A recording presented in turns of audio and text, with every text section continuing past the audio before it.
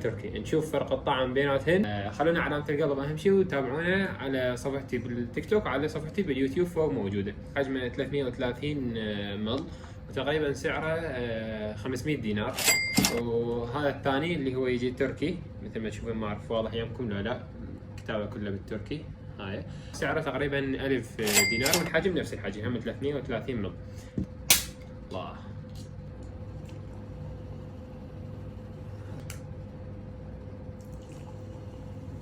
مبدئيا اللون ما بي فرق. جرب اول شيء التركي، بسم الله.